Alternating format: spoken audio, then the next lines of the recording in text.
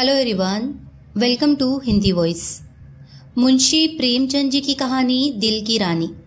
जिन वीर तुर्कों के प्रखर प्रताप से ईसाई दुनिया कांप रही थी, उन्हीं का रक्त आज कुस्तुनतुनिया की गलियों में बह रहा है। वही कुस्तुनतुनिया जो 100 साल पहले तुर्कों के आतंक से आहत हो रहा था, आज उनके गर्म रक्त से अपना कलेजा ठंडा कर रहा है। और तुर्की सेनापति 1 लाख सिपाहियों के साथ तैमूरी तेज के सामने अपनी किस्मत का फैसला सुनने के लिए खड़ा है। तैमूर ने विजय से भरी आंखें उठाई और सेनापति यजदानी की ओर देखकर सिंह के समान गरजा, क्या चाहते हो, जिंदगी या मौत?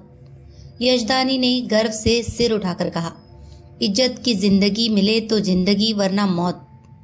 तैमूर का क्रोध प्रचंड हो उठा। उसने बड़े बड़े अभिमानियों का सिर नीचा कर दिया था।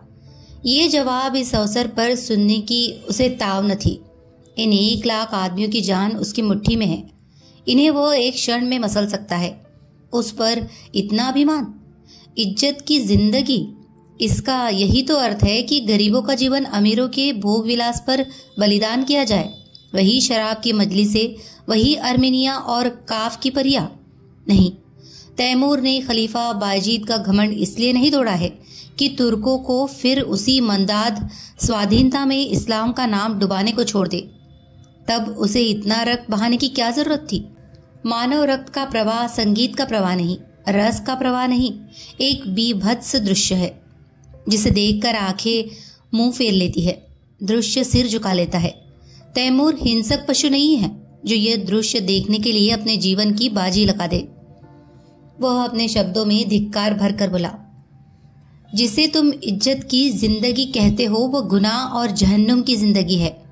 यजदानी को तैमूर से दया या क्षमा की आशा न थी। उसकी या उसके योद्धाओं की जान किसी तरह नहीं बच सकती। फिर यह क्यों दबे और क्यों न जान पर खेल कर तैमूर के प्रति उसके मन में जो घृणा है उसे प्रकट कर दे। उसने एक बार कातर नेत्रों से उस रूपवान युवक की ओर देखा जो उसके पीछे खड़ा जैसे अपनी जवानी की लगाम खींच रहा था। सान पर चढ़े हुए इस्पात के समान उसके अंग अंग से अतुल क्रोध की चिंगारियां निकल रही थी। यजदानी ने उसकी सूरत देखी और जैसे अपनी खींची हुई तलवार म्यान में कर ली और खून के घूंट पीकर बोला, जहांपना, इस वक्त फतेहमंद है, लेकिन अपराध क्षमा हो तो कह दूं कि अपने जीवन के विषय में तुर्कों को तातारियों से उपदेश लेने की जरूरत नहीं। दुनिया से अलग तातार के उस मैदानों में न त्याग और व्रत की उपासना की जा सकती है और न मयस्सर होने वाले पदार्थों का बहिष्कार किया जा सकता है। पर जहाँ खुदा ने नेमतों की वर्षा की हो, वहाँ उन नेमतों का भोग न करना नाशुक्री है। अगर तलवार की सभ्यता की सनद होती तो गाल कौम रोमनों से कहीं ज्यादा सभ्य होती। तैमूर जोर से हंसा और उसके सिपाहियों ने तलवारों पर हाथ रख लिए। तैमूर का ठहाका मौत का ठहाका था या गिरने वाले वज्र का तड़ाका। तातार वाले पशु है क्यों? मैं ये नहीं कहता। तुम कहते हो खुदा ने तुम्हें ऐश करने के लिए पैदा किया है। मैं कहता हूँ ये कुफ्र है। खुदा ने इंसान को बंदगी के लिए पैदा किया है और इसके खिलाफ जो कोई कुछ करता है वो काफिर है, जहन्नमी है। रसूल पाक हमारी जिंदगी को पाक करने के लिए, हमें सच्चा इंसान बनाने के लिए आए थे, हमें हराम की तालीम देने नहीं। तैमूर दुनिया को इस कुफ्र से पाक कर देने का बिड़ा उठा चुका है। रसूल पाक के कदमों की कसम, मैं बेरहम नहीं हूँ, जालिम नहीं हूँ, खूंखार नहीं हूँ, लेकिन कुफ्र की सजा मेरे ईमान में मौत के सिवा कुछ नहीं है। उसने तातारी सिपह सलार की तरफ कातिल नजरों से देखा और तत्क्षण एक देव सा आदमी तलवार सौंध कर यजदानी के सिर पर आ पहुंचा। तातारी सेना भी तलवारें खींच खींच कर तुर्की सेना पर टूट पड़ी और दम के दम में कितनी ही लाशें जमीन पर फड़कने लगी। सहसा वही रूपवान युवक जो यजदानी के पीछे खड़ा था आगे बढ़कर तैमूर के सामने आया और जैसे मौत को अपनी दोनों बंधी हुई मुट्ठियों में मसलता हुआ बोला, ए अपने को मुसलमान कहने वाले बादशाह, क्या यही वह इस्लाम है जिसकी तबलीग का तूने बीड़ा उठाया है? इस्लाम की यही तालीम है कि तू उन बहादुरों का इस बेदर्दी से खून बहाए जिन्होंने इसके सिवा कोई गुनाह नहीं किया कि अपने खलीफा और मुल्क की हिमायत की? चारों तरफ सन्नाटा छा गया। एक युवक जिसकी अभी मसे भी न भीगी थी, तैमूर जैसे तेजस्वी बादशाह का इतने खुले हुए शब्दों में तिरस्कार करे और उसकी जबान तालू से न खिंचवा ली जाए। सभी स्तंभित हो रहे थे और तैमूर सम्मोहित सा बैठा उस युवक की ओर ताक रहा था। युवक ने तातारी सिपाहियों की तरफ, जिनके चेहरों पर कुतूहलमय प्रोत्साहन झलक रहा था, देखा और बोला, तू इन मुसलमानों को काफिर कहता है और समझता है कि तू इन्हें कत्ल करके खुदा और इस्लाम की खिदमत कर रहा है।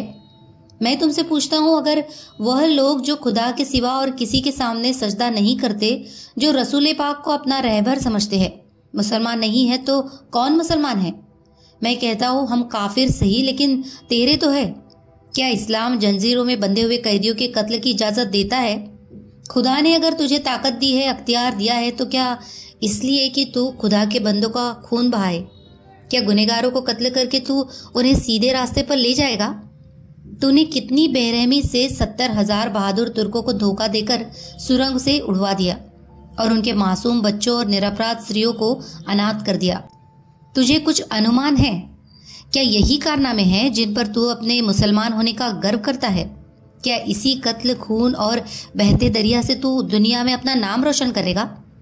तूने तुर्कों के खून बहते दरिया में अपने घोड़ों के सुम नहीं भिगाए हैं, बल्कि इस्लाम को जड़ से खोद कर फेंक दिया है। यह वीर तुर्कों का ही आत्मोत्सर्ग है जिसने यूरोप में इस्लाम की तौहीद फैलाई। आज सोफिया के गिरजे में तुझे अल्लाह अकबर की सदा सुनाई दे रही है। सारा यूरोप इस्लाम का स्वागत करने को तैयार है। क्या ये कारनामे इसी लायक है कि उनका यह इनाम मिले? इस ख्याल को दिल से निकाल दे कि तू खुरेंजी से इस्लाम की खिदमत कर रहा है। एक दिन तुझे भी परवरदिगार के सामने अपने कर्मों का जवाब देना पड़ेगा और तेरा कोई उज्र न सुना जाएगा, क्योंकि अगर तुझ में अब भी नेक और बद की तमीज बाकी है तो अपने दिल से पूछ, तूने ये जिहाद खुदा की राह में किया था या अपने हविस के लिए? और मैं जानता हूं तुझे जो जवाब मिलेगा वह तेरी गर्दन शर्म से झुका देगा।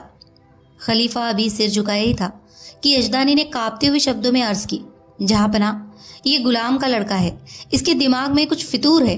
हुजूर इसकी गुस्ताखियों को माफ करे, उसकी सजा झेलने को तैयार हूं। तैमूर उस युवक के चेहरे की तरफ स्थिर नेत्रों से देख रहा था। आज जीवन में पहली बार उसे निर्भीक शब्दों को सुनने का अवसर मिला। उसके सामने बड़े बड़े सेनापतियों, मंत्रियों और बादशाहों की जबान न खुलती थी। वह जो कुछ कहता था वही कानून था। किसी को उसमें चू करने की ताकत न थी। उनकी खुशामदों ने उसकी अमान्यता को आसमान पर चढ़ा दिया था। उसे विश्वास हो गया था कि खुदा ने इस्लाम को जगाने और सुधारने के लिए ही उसे दुनिया में भेजा है। उसने पैगंबरी का दावा तो नहीं किया, पर उसके मन में यह भावना दृढ़ हो गई थी। इसीलिए जब आज एक युवक ने प्राणों का मोह छोड़कर उसकी कीर्ति का पर्दा खोल दिया तो उसकी चेतना जैसे जाग उठी। उसके मन में क्रोध और हिंसा की जगह श्रद्धा का उदय हुआ। उसकी आंखों का एक इशारा इस युवक की जिंदगी का चिराग गुल कर सकता था। उसकी संसार विजयिनी शक्ति के सामने यह दूधमुआ बालक मानो अपने नन्हे नन्हे हाथों से समुद्र के प्रवाह को रोकने के लिए खड़ा हो। कितना हास्यास्पद साहस था, पर उसके साथ ही कितना आत्मविश्वास से भरा हुआ। तैमूर को ऐसे जान पड़ा कि इस निहत्थे बालक के सामने वो कितना निर्बल है। मनुष्य में ऐसे साहस का एक ही स्रोत हो सकता है और वह सत्य पर अटल विश्वास है। उसकी आत्मा दौड़कर उस युवक के दामन में चिमट जाने के लिए अधीर हो गई। वह दार्शनिक न था जो सत्य में शंका करता है, वह सरल सैनिक था जो असत्य को भी विश्वास के साथ सत्य बना देता है। यजदानी ने उसी स्वर में कहा, जहांपना, इसकी बदजबानी का ख्याल न फरमावे। तैमूर ने तुरंत तख्त से उठकर यजदानी को गले से लगा लिया और बोला, काश ऐसी गुस्ताखियों और बदजबानियों के सुनने का पहले इत्तेफाक होता तो आज इतने बेगुनाहों का खून मेरी गर्दन पर ना होता। मुझे इस जवान में किसी फरिश्ते की रूह का जलवा नजर आता है जो मुझ जैसे गुमराहों को सच्चा रास्ता दिखाने के लिए भेजी गई है। मेरे दोस्त, तुम खुश नसीब हो कि ऐसे फरिश्ता सिफत बेटे के बाप हो। क्या मैं उसका नाम पूछ सकता हूँ? यजदानी पहले आतशपरस था, पीछे मुसलमान हो गया था, पर अभी तक कभी कभी उसके मन में शंकाएं उठती रहती थी कि उसने क्यों इस्लाम कबूल किया। जो कैदी फांसी के तख्ते पर खड़ा सूखा जा रहा था कि एक क्षण में रस्सी उसकी गर्दन में पड़ेगी और वो लटकता रह जाएगा, उसे जैसे किसी फरिश्ते ने गोद में ले लिया। वह गदगद कंठ से बोला, उसे हबीब कहते हैं। तैमूर ने युवक के सामने जाकर उसका हाथ पकड़ लिया और उसे आंखों से लगाता हुआ बोला, मेरे जवान दोस्त, तुम सचमुच खुदा के हबीब हो। मैं वह गुनहगार हूँ जिसने अपनी जहालत में हमेशा अपने गुनाहों को सवाब समझा, इसलिए कि मुझसे कहा जाता था तेरी जात बेऐब है। आज मुझे ये मालूम हुआ कि मेरे हाथों इस्लाम को कितना नुकसान पहुंचा। आज से मैं तुम्हारा ही दामन पकड़ता हूँ। तुम ही मेरे खिज्र, तुम ही मेरे रहनुमा हो। मुझे यकीन हो गया कि तुम्हारे ही वसीले से मैं खुदा की दरगाह तक पहुंच सकता हूँ। ये कहते हुए उसने युवक के चेहरे पर नजर डाली तो उस पर शर्म की लाली छाई हुई थी। उस कठोरता की जगह मधुर संकोच झलक रहा था। युवक ने सिर झुकाकर कहा, ये हुजूर की कदरदानी है, वरना मेरी क्या हस्ती है। तैमूर ने उसे खींच कर अपनी बगल के तख्त पर बिठा दिया और अपने सेनापति को हुक्म दिया, सारे तुर्की कैदी छोड़ दिए जाए, उनके हथियार वापस कर दिए जाए और जो माल लूटा गया है वो सिपाहियों में बराबर बांट दिया जाए। वजीर तो इधर इस हुक्म की तामील करने लगा, उधर तैमूर हबीब का हाथ पकड़े हुए अपने खेमे में गया और दोनों मेहमानों की दावत का प्रबंध करने लगा। और जब भोजन समाप्त हो गया तो उसने अपने जीवन की सारी कथा रो रो कर कह सुनाई, जो आदि से अंत तक मिश्रित पशुता और बर्बरता के कृत्यों से भरी हुई थी। और उसने यह सब कुछ इस भ्रम में किया कि वह ईश्वरीय आदेश का पालन कर रहा है। वो खुदा को कौन मुंह दिखाएगा। रोते रोते उसकी हिचकियां बन गई। अंत में उसने हबीब से कहा, मेरे जवान दोस्त, अब मेरा बेड़ा आप ही पार लगा सकते हैं। आपने मुझे राह दिखाई है तो मंजिल पर पहुंचाइए। मेरी बादशाहत को अब आप ही संभाल सकते हैं। मुझे अब मालूम हो गया कि मैं उसे तबाही के रास्ते पर लिए जाता था। मेरी आपसे यही इल्तिजा है कि आप इसकी वजारत कबूल करें। देखिए, खुदा के लिए इनकार न कीजिएगा, वरना मैं कहीं का नहीं रहूँगा। यजदानी ने अर्ज की, हुजूर इतनी कदरदानी फरमाते हैं तो आपकी इनायत है, लेकिन अभी इस लड़के की उम्र ही क्या है। वजारत की खिदमत यह क्या अंजाम दे सकेगा। अभी तो इसकी तालीम के दिन है। इधर से इनकार होता रहा और उधर तैमूर आग्रह करता रहा। यजदानी इनकार तो कर रहे थे पर छाती फूली जाती थी। मूसा आग लेने गए थे, पैगंबरी मिल गई। कहाँ मौत के मुंह में जा रहे थे, वजारत मिल गई। लेकिन यह शंका भी थी कि ऐसे अस्थिर चित्त आदमी का क्या ठिकाना। आज खुश हुए वजारत देने को तैयार है, कल नाराज हो गए तो जान की खैरियत नहीं। उन्हें हबीब की लियाकत पर भरोसा था, फिर भी जी डरता था कि बिराने देश में न जाने कैसी पड़े कैसी न पड़े। दरबार वालों में षड्यंत्र होते ही रहते हैं। हबीब नेक है, समझदार है, अवसर पहचानता है, लेकिन वह तजर्बा कहाँ से लाएगा जो उम्र ही से आता है। उन्होंने इस प्रश्न पर विचार करने के लिए एक दिन की मोहलत मांगी और रुखसत हुए। हबीब यजदानी का लड़का नहीं, लड़की थी। उसका नाम उम्मतुल हबीब था। जिस वक्त यजदानी और उसकी पत्नी मुसलमान हुए तो लड़की की उम्र कुल 12 साल की थी, पर प्रकृति ने उसे बुद्धि और प्रतिभा के साथ विचार स्वातंत्र्य भी प्रदान किया था। वह जब तक सत्यासत्य की परीक्षा न कर लेती कोई बात स्वीकार न करती। माँ बाप के धर्म परिवर्तन से उसे अशांति तो हुई, पर जब तक इस्लाम का अच्छी तरह अध्ययन न कर ले वह केवल माँ बाप को खुश करने के लिए इस्लाम की दीक्षा नहीं ले सकती थी। माँ बाप भी उस पर किसी तरह का दबाव न डालना चाहते थे। जैसे उन्हें अपने धर्म को बदल देने का अधिकार है, वैसे ही उसे अपने धर्म पर आरूढ़ रहने का भी अधिकार है। लड़की को संतोष हुआ, लेकिन उसने इस्लाम और जरतुश्ते धर्म दोनों ही का तुलनात्मक अध्ययन आरंभ किया और पूरे 2 साल के अन्वेषण और परीक्षण के बाद उसने भी इस्लाम की दीक्षा ले ली। माता पिता फूले न समाये। लड़की उनके दबाव से मुसलमान नहीं हुई है, बल्कि स्वेच्छा से, स्वाध्याय से और ईमान से। 2 साल तक उन्हें जो शंका घेरे रहती थी वह मिट गई। यजदानी के कोई पुत्र न था और उस युग में जबकि आदमी की तलवार ही सबसे बड़ी अदालत थी, पुत्र का न रहना संसार का सबसे बड़ा दुर्भाग्य था। यजदानी बेटे का अरमान बेटी से पूरा करने लगा। लड़कों की ही भांति उसकी शिक्षा दीक्षा होने लगी। वह बालकों के से कपड़े पहनती, घोड़े पर सवार होती, शस्त्र विद्या सीखती और अपने बाप के साथ अक्सर खलीफा बायजीद के महलों में जाती और राजकुमारी के साथ शिकार खेलने जाती। इसके साथ ही वह दर्शन, काव्य, विज्ञान और अध्यात्म का भी अभ्यास करती थी। यहाँ तक कि 16वें वर्ष में वह फौजी विद्यालय में दाखिल हो गई और 2 साल के अंदर वहाँ की सबसे ऊंची परीक्षा पास करके फौज में नौकर हो गई। शस्त्र विद्या और सेना संचालन कला में इतनी निपुण थी और खलीफा बायजीद उसके चरित्र से इतना प्रसन्न था कि पहले ही पहल उसे 1000 मनसब मिल गया। युवती के चाहने वालों की क्या कमी, उसके साथ के कितने ही अफसर, राज परिवार के कितने ही युवक उस पर प्राण देते थे, पर कोई उसकी नजरों में न जचता था। नित्य ही निकाह के पैगाम आते थे, पर वह हमेशा इनकार कर देती थी। वैवाहिक जीवन ही से उसे अरुचि थी। कि युवतियां कितने अरमानों से ब्याह कर लाई जाती है और फिर कितने निरादर से महलों में बंद कर दी जाती है। उनका भाग्य पुरुषों की दया के अधीन है।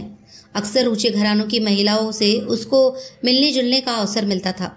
उनके मुख से उनकी करुण कथा सुनकर वो वैवाहिक पराधीनता से और भी घृणा करने लगती थी और यजदानी उसकी स्वाधीनता में बिल्कुल बाधा न देता था। लड़की स्वाधीन है, उसकी इच्छा हो विवाह करे या कुंवारी रहे, वह अपनी आप मुख्तार है। उसके पास पैगाम आते तो वह साफ जवाब दे देता, मैं इस बारे में कुछ नहीं जानता, इसका फैसला वही करेगी।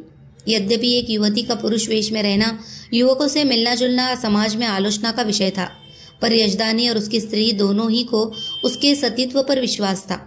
हबीब के व्यवहार और आचार में उन्हें कोई ऐसी बात नजर न आती थी जिससे उन्हें किसी तरह की शंका होती। यौवन की आंधी और लालसाओं के तूफान में वह 24 वर्ष की वीर बाला अपने हृदय की संपत्ति लिए अटल और अजय खड़ी थी, मानो सभी युवक उसके सगे भाई है। कुस्तुनतुनिया में कितनी खुशियां मनाई गई, हबीब का कितना सम्मान और स्वागत हुआ, उसे कितनी बधाइयां मिली, यह सब लिखने की बात नहीं। शहर तबाह हुआ जाता था। संभव था आज उसके महलों और बाजारों से आग की लपटें निकलती होती। राज्य और नगर को उस कल्पनातीत विपत्ति से बचाने वाला आदमी कितने आदर, प्रेम, श्रद्धा और उल्लास का पात्र होगा, इसकी तो कल्पना भी नहीं की जा सकती। उस पर कितने फूलों और कितने लाल जवाहरों की वर्षा हुई, इसका अनुमान तो कोई कवि ही कर सकता है। और नगर की महिलाएं हृदय के अक्षय भंडार से असीसे निकाल निकाल कर उस पर लुटाती थी और गर्व से फूली हुई उसका मुनिहार कर अपने को धन्य मानती थी। उसने देवियों का मस्तक ऊंचा कर दिया था। रात को तैमूर के प्रस्ताव पर विचार होने लगा। सामने गद्देदार कुर्सी पर यजदानी था, सौम्य, विशाल और तेजस्वी। उसकी दाहिनी तरफ उसकी पत्नी ईरानी लिबास में, आंखों में दया और विश्वास की ज्योति भरे हुए। बाई तरफ उम्मतुल हबीब थी, जो इस समय रमणी वेश में मोहिनी बनी हुई, ब्रह्मचर्य के तेज से दीप्त। यजदानी ने प्रस्ताव का विरोध करते हुए कहा, मैं अपनी तरफ से कुछ नहीं कहना चाहता, लेकिन यदि मुझे सलाह देने का अधिकार है तो मैं स्पष्ट कहता हूँ कि तुम्हें इस प्रस्ताव को कभी स्वीकार न करना चाहिए। तैमूर से ये बात बहुत दिन तक छिपी नहीं रह सकती कि तुम क्या हो, उस वक्त क्या परिस्थिति होगी, मैं नहीं कह सकता। और यहाँ इस विषय में जो कुछ टिकाए होगी वह तुम मुझसे ज्यादा जानती हो।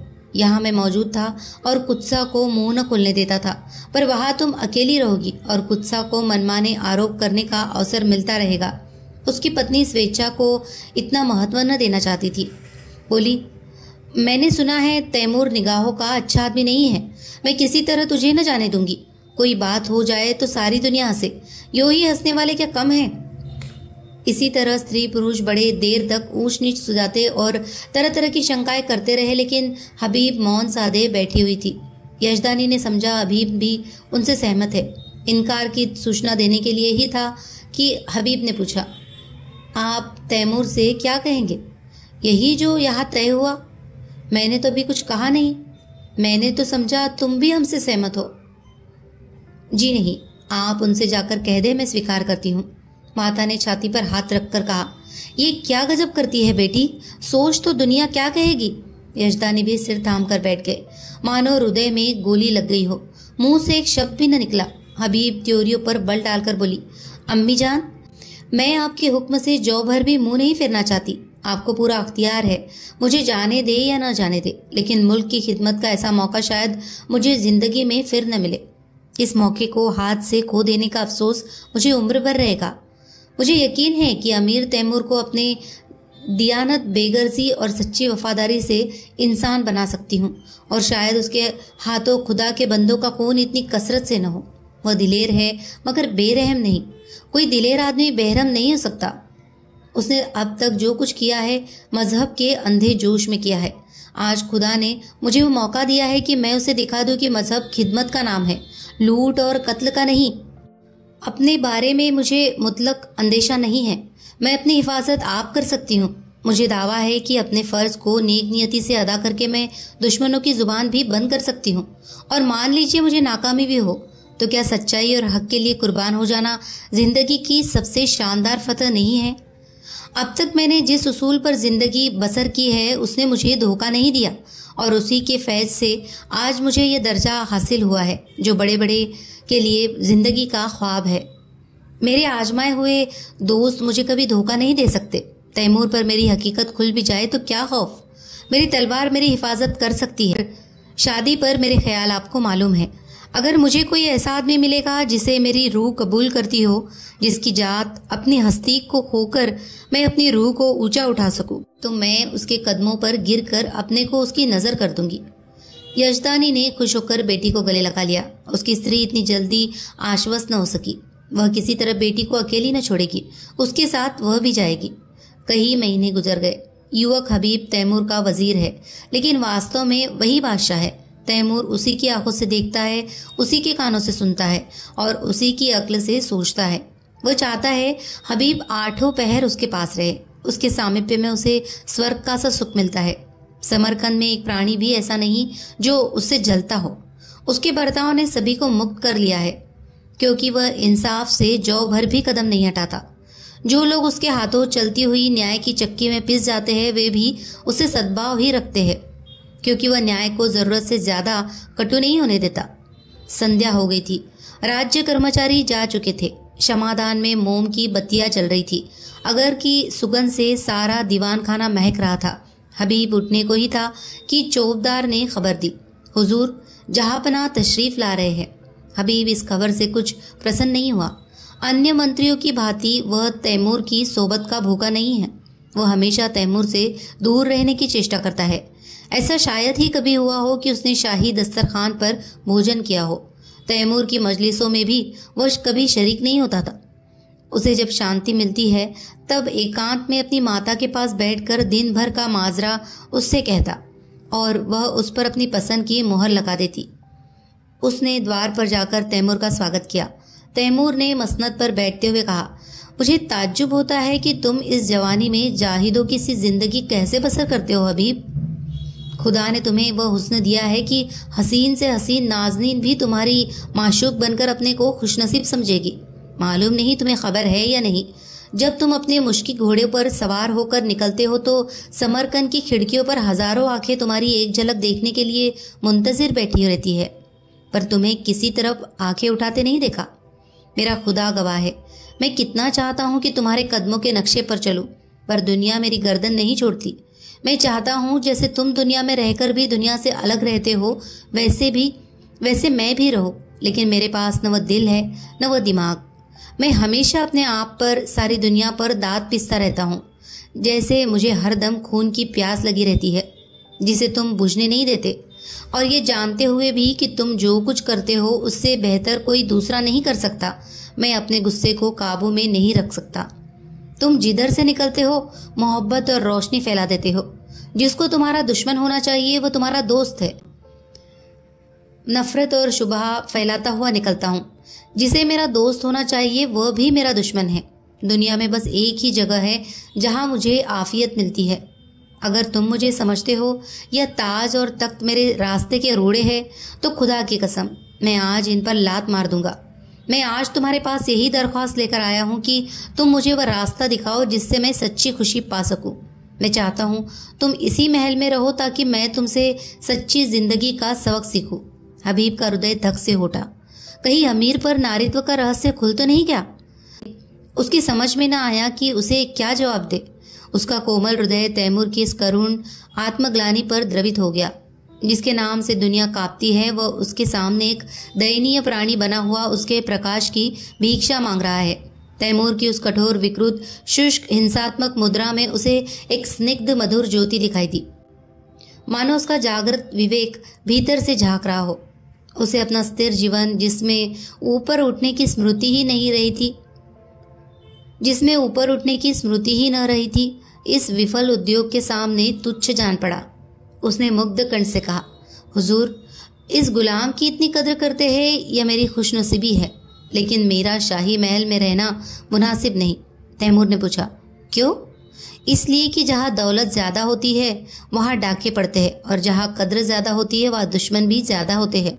तुम्हारा भी कोई दुश्मन हो सकता है, मैं खुद अपना दुश्मन हो जाऊंगा। आदमी का सबसे बड़ा दुश्मन गरूर है। तैमूर को जैसे कोई रत्न मिल गया। उसे अपनी मन तुष्टि का आभास हुआ। आदमी का सबसे बड़ा दुश्मन गरूर है। इस वाक्य को मन ही मन दोहराकर उसने कहा, तुम मेरे काबू में कभी ना आओगे हबीब। तुम वो परिंदा हो जो आसमान में ही उड़ सकता है, उसे सोने के पिंजरे में भी रखना चाहो तो फड़फड़ाता रहेगा। खैर, खुदा हाफिज।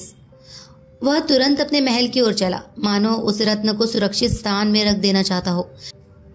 वह वाक्य उसने पहली बार न सुना था, पर आज इससे जो ज्ञान, जो आदेश, जो सत्प्रेरणा उसे मिली वह कभी न मिली थी। इस्तखर के इलाके से बगावत की खबर आई है। हबीब को शंका है कि तैमूर वहां पहुंचकर कहीं कत्लेआम न कर दे। वह शांतिमय उपायों से इस विद्रोह को ठंडा करके तैमूर को दिखाना चाहता है कि सद्भावना में कितनी शक्ति है। तैमूर उसे इस मुहिम पर नहीं भेजना चाहता, लेकिन हबीब के आग्रह के सामने बेबस है। हबीब को जब और कोई युक्ति न सूझी तो उसने कहा, गुलाम के रहते हुए हुजूर अपनी जान खतरे में डाले, ये नहीं हो सकता। तैमूर मुस्कुराया, मेरी जान की तुम्हारी जान के मुकाबले में कोई हकीकत नहीं है हबीब। फिर मैंने तो कभी जान की परवाह न की। मैंने दुनिया में कत्ल और लूट के सिवा और क्या यादगार छोड़ी। मेरे मर जाने पर दुनिया मेरे नाम को रोएगी नहीं, यकीन मानो।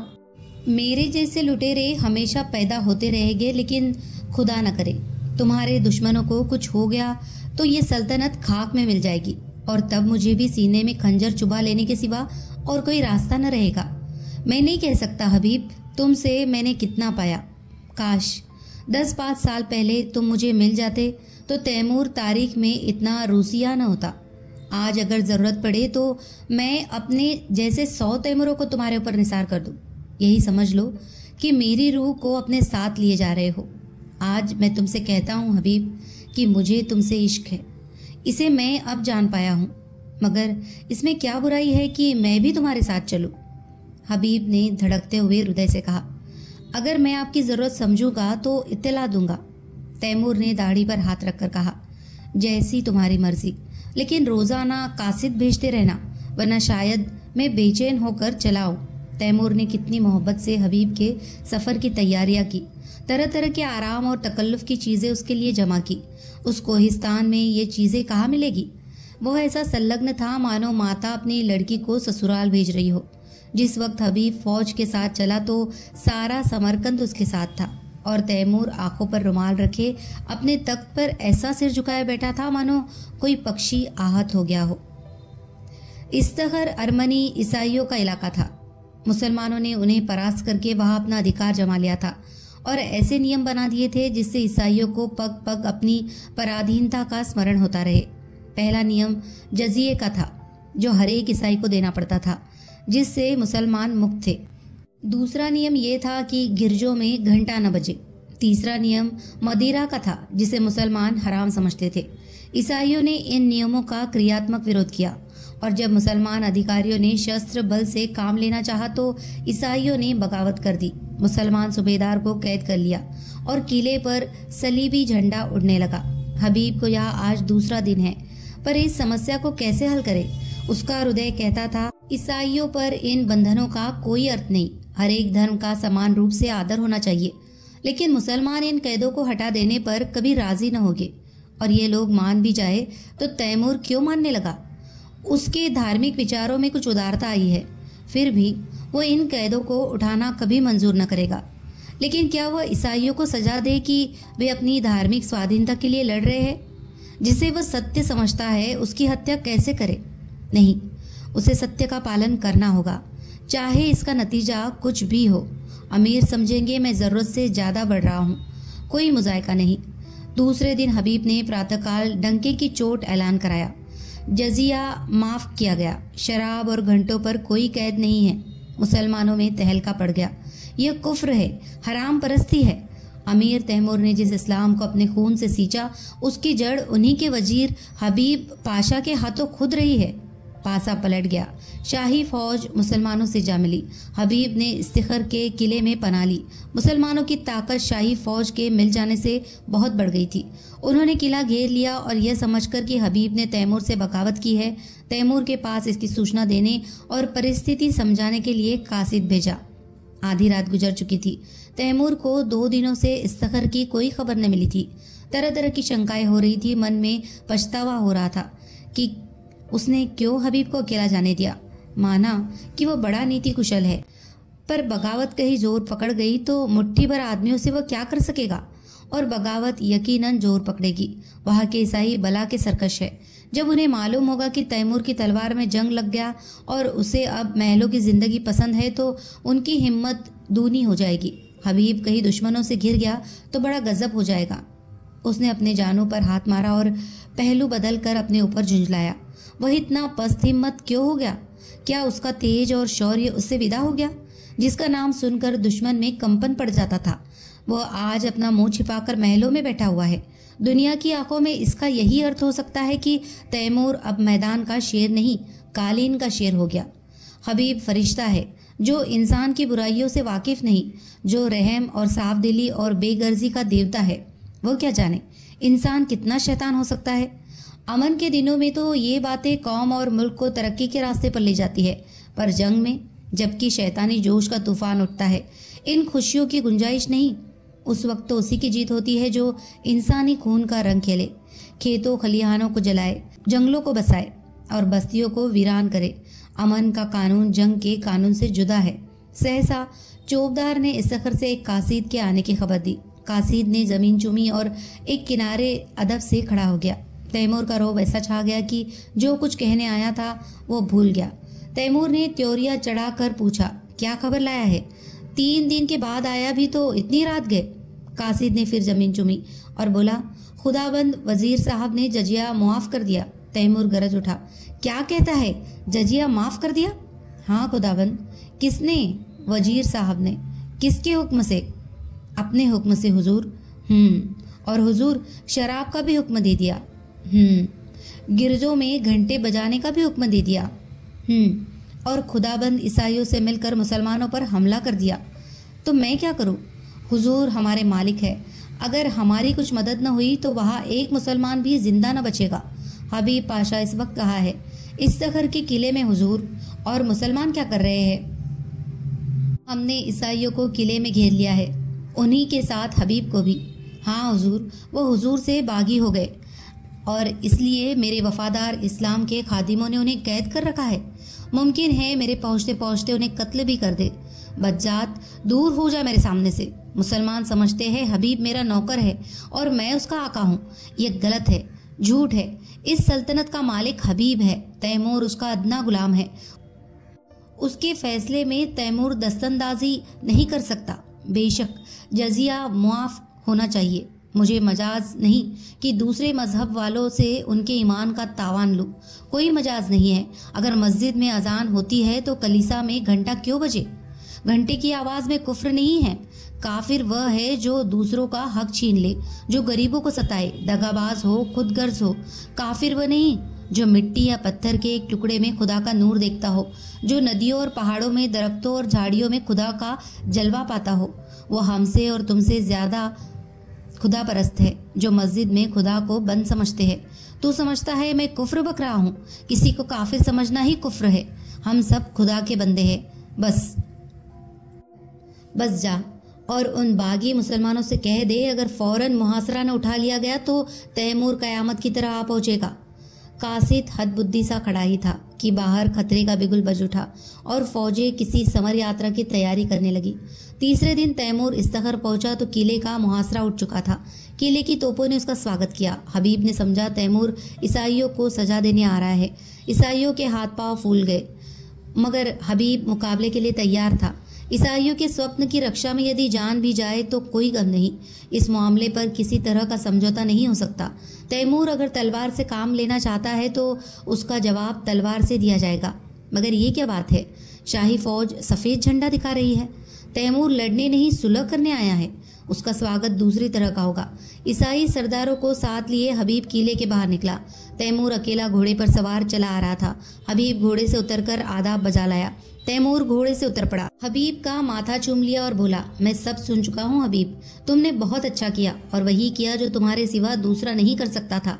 मुझे जजिया लेने का या ईसाइयों से मजहबी हक छीनने का कोई मजाज न था। मैं आज दरबार करके इन बातों की तस्दीक कर दूंगा और तब मैं एक ऐसी तजवीज़ बताऊंगा जो कई दिन से मेरे जहन में आ रही है और मुझे उम्मीद है कि तुम उसे मंजूर कर लोगे। मंजूर करना पड़ेगा। हबीब के चेहरे का रंग उड़ रहा था। कहीं हकीकत खुल तो नहीं गई? वह क्या तजवीज़ है? उसके मन में खलबली पड़ गई। तैमूर ने मुस्कुराकर पूछा, तुम मुझसे लड़ने को तैयार थे? हबीब ने शर्माते हुए कहा। हक के सामने अमीर तैमूर की भी कोई हकीकत नहीं। बेशक बेशक, तुम में फरिश्तों का दिल है तो शेरों की हिम्मत भी है, लेकिन अफसोस यही है कि तुमने ये गुमान ही क्यों किया कि तैमूर तुम्हारे फैसले को मनसूख कर सकता है। ये तुम्हारी जात है जिसने मुझे बतलाया है कि सल्तनत किसी आदमी की जायदाद नहीं, बल्कि एक ऐसा दरख्त है जिसकी हर एक शाख और पत्ती एक सी खुराक पाती है। दोनों किले में दाखिल हुए। सूरज डूब चुका था। आन की आन में दरबार लग गया और उसमें तैमूर ने ईसाइयों के धार्मिक अधिकारों को स्वीकार किया। चारों तरफ से आवाज आई, खुदा हमारे शहंशाह की उम्र दराज करे। तैमूर ने उसी सिलसिले में कहा, दोस्तों, मैं इस दुआ का हकदार नहीं हूँ। जो चीज़ मैंने आपसे जबरन ली थी उसे आपको वापस देकर मैं दुआ का काम नहीं कर रहा हूँ। इससे कहीं ज़्यादा मुनासिब यह है कि आप मुझे लानत दे। मैंने इतने दिनों तक आपके हकों से आपको महरूम रखा। चारों तरफ से आवाज़ आई, मरहबा मरहबा। दोस्तों, उन हकों के साथ साथ मैं आपकी सल्तनत भी आपको वापस करता हूँ, क्योंकि खुदा की निगाह में सभी इंसान बराबर है और किसी कौम या शख्स को दूसरी कौम पर हुकूमत करने का अख्तियार नहीं है। आज से आप अपने बादशाह हैं। मुझे उम्मीद है कि आप भी मुस्लिम आबादी को उसके जायज़ हकों से महरूम न करेंगे। मगर कभी ऐसा मौका आए कि कोई जाबिर कौम आपकी आज़ादी छीनने की कोशिश करे तो तैमूर आपकी मदद करने को हमेशा तैयार रहेगा। किले में जश्न खत्म हो चुका है। उमरा और हुक्काम रुखसत हो चुके हैं। दीवाने खास में सिर्फ तैमूर और हबीब रह गए हैं। हबीब के मुख पर आज स्मित हास्य की वह छटा है जो सदैव गंभीरता के नीचे दबी रहती थी। आज उसके कपोलों पर जो लाली, आंखों में जो नशा, अंगों में जो चंचलता है, वह और कभी नजर न आई थी। वह कई बार तैमूर से शोखिया कर चुका है, कई बार हंसी कर चुका है। उसकी युवती चेतना पद और अधिकार को भूलकर चहकती फिरती है। सहसा तैमूर ने कहा, हबीब, मैंने आज तक तुम्हारी हर एक बात मानी है। अब मैं तुमसे यह तजवीज़ करता हूँ कि जिसका मैंने जिक्र किया था उसे तुम्हें कबूल करना पड़ेगा। हबीब ने धड़कते हुए हृदय से सिर झुकाकर कहा, फरमाइए। पहले वायदा करो कि तुम कबूल करोगे। मैं तो आपका गुलाम हूँ। नहीं, तुम मेरे मालिक हो, मेरी जिंदगी की रोशनी हो। तुमसे मैंने जितना फैज़ पाया है उसका अंदाज़ा नहीं कर सकता। मैंने अब तक सल्तनत को अपनी ज़िंदगी की सबसे प्यारी चीज़ समझा था। इसके लिए मैंने वह सब कुछ किया जो मुझे न करना चाहिए था। अपनों के खून से भी इन हाथों को दागदार किया, गैरों के खून से भी। मेरा काम अब खत्म हो चुका। मैंने बुनियाद जमा दी, इस पर महल बनाना तुम्हारा काम है। मेरी यही इल्तिजा है कि आज से तुम इस बादशाहत के अमीर हो जाओ, मेरी ज़िंदगी में भी और मरने के बाद भी। हबीब ने आकाश में उड़ते हुए कहा, इतना बड़ा बोझ? मेरे कंधे इतने मजबूत नहीं हैं। तैमूर ने दीन आग्रह के स्वर में कहा, नहीं मेरे प्यारे दोस्त, मेरी यह इल्तिजा माननी पड़ेगी। हबीब की आंखों में हंसी थी, अधरों पर संकोच। उसने आहिस्ता से कहा, मंजूर है। तैमूर ने प्रफुल्लित स्वर में कहा, खुदा तुम्हें सलामत रखे। लेकिन अगर आपको मालूम हो जाए कि हबीब एक कच्ची अक्ल की क्वारी बालिका है तो वो मेरी बादशाहत के साथ मेरे दिल की भी रानी हो जाएगी। आपको बिल्कुल ताज्जुब नहीं हुआ? मैं जानता था कब से, जब तुमने पहली बार अपनी जालिम आंखों से मुझे देखा। मगर आपने छिपाया खूब। तुम्ही ने सिखाया। शायद मेरे सिवा यहाँ किसी को यह बात मालूम नहीं। आपने कैसे पहचान लिया? तैमूर ने मतवाली आंखों से देखकर कहा, ये न बताऊंगा। यही हबीब तैमूर की बेगम हमीदा के नाम से मशहूर है। कहानी अगर आपको अच्छी लगी हो तो प्लीज़ इसे लाइक करें, शेयर करें और कमेंट करें। और मुंशी प्रेमचंद जी की सभी कहानियों को सुनने के लिए हमारे चैनल को सब्सक्राइब भी कर लीजिए। धन्यवाद।